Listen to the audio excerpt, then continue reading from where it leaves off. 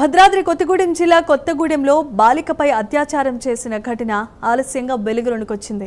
Kothagudem 2 town police station పరిధిలో ఓ గ్రామంలో minor బాలికతో స్నేహం పేరుతో నమ్మించి ముగ్గురు యువకులు అత్యాచారానికి పాల్పడినట్లుగా తెలుస్తోంది. బాలిక ప్రవర్తనలో మార్పును గమనించిన తల్లి ఆరా తీయగా ఆ విషయం బయటికి చెప్పింది. తల్లిదండ్రుల ఫిర్యాదు మేరకు ముగ్గురు యువకులపై ఫోక్సో కేసు నమోదు చేసి పోలీసులు దర్యాప్తు చేస్తున్నారు. ఈ కేసుపై డీఎస్పీ ఆదినారాయణ విచారణ చేపట్టనున్నారు.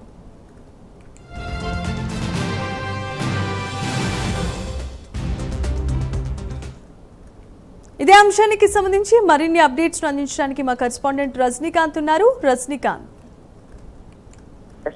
భద్రాద్రి కొత్తగూడెం జిల్లా కొత్తగూడెం హెడ్ క్వార్టర్ అంటే కొత్తగూడెం పరిధిలోని కొత్తగూడెం 2 టౌన్ పోలీస్ స్టేషన్ పరిధిలో ఒక దారుణ ఘటన చోటు చేసుకుంది.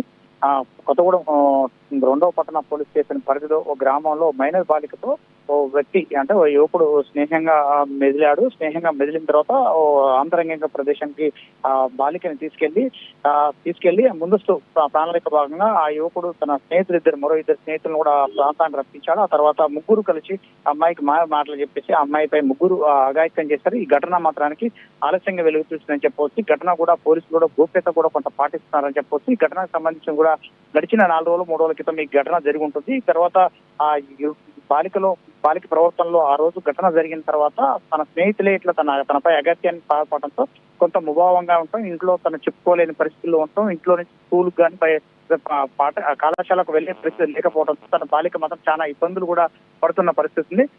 పూర్తిస్థాయిలో కుటుంబ సభ్యులంతా ఆ బాలికను పూర్తిగా విచారించడంతో ఒకసారిగా దారుణ ఘటన సంబంధించి ఈ విషయాలను కూడా తను దూరంగా వెలిపిస్తూ కుటుంబ సభ్యులకు తల్లిదండ్రులకు చెప్పడంతో మాత్రానికి ఉటావుట్న ఆ బాలిక తల్లిదండ్రులు పోలీసులను కొత్తగూడెం 2 టౌన్ పోలీసులను ఆశ్రయించారు. 2 టౌన్ పోలీసులను ఆశ్రయించడంతో ముగ్గురు యువకులపై మాత్రానికి పోక్సో కేసు నమోదు చేశారు.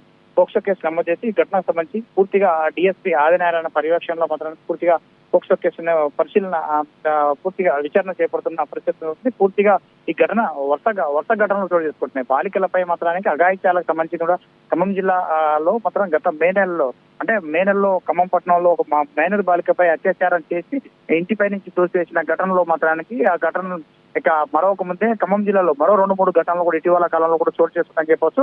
ఒక పక్క పోలీస్ డిపార్ట్మెంట్ కనీసం అవేర్నెస్ చేపట్టకపోవటమే అన్ని కారణంగా ఉంటుంది. దాంతో పాటుగా ఐసిడిఎస్ అధికారులు, దాంతో పాటు విస్తృతంగా వివిధ శాఖలకు సంబంధించిన అధికారులు కూడా మైనర్ బాలికలు చిన్నపిల్లలు ఎలా ప్రవర్తించాలి, ఎవరితో స్నేహంగా ఉండాలంటూ మాత్రానికి విషయానికి మాత్రానికి గ్రామాలలో మాత్రం ప్రజలతో పూర్తిగా అవేర్నెస్ లేకపోవటం వల్లనే బాలికలు కళాశాలలో కావచ్చు, పాఠశాలలో కూడా కావచ్చు, విద్యార్థులను స్నేహాలు చేయటం, స్నేహాల వల్ల తప్పుదోవ పట్టడం, వాళ్ళంతా కూడా చెప్పుడు మాటలకు యువకులు ఈ చెప్పే చెడు మాటలకు విని వాళ్ళ చేతుల్లో బలైపోతున్నారన్న ఘటన మాత్రం చోటు చేసుకున్నప్పటికీ మాత్రం పక్క ప్రభుత్వం కూడా సీరియస్ గా వ్యవహరించకపోతే మాత్రం భవిష్యత్తులో విద్యార్థులు కావచ్చు, కళాశాలకు వెళ్లే విద్యార్థులను భయభ్రాంతులకు గురై ఆత్మహత్యలు కూడా చేసుకుంటున్న ఘటనలు కూడా చేసుకుంటున్న విషయంపై కూడా పూర్తిగా కొత్తగూడెం 2 టౌన్ పోలీసులు డీఎస్పీ ఆదినారాయణ నేతృత్వంలో మాత్రం పర్యవేక్షణ కూడా పూర్తిగా కొనసాగుతుంది. విచారణ కూడా చేస్తున్నారు.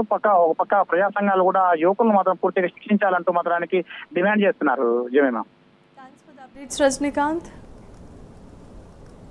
పంజాబ్ లో మళ్లీ కలకలం రేగుతోంది. ప్రధాని మోదీ పంజాబ్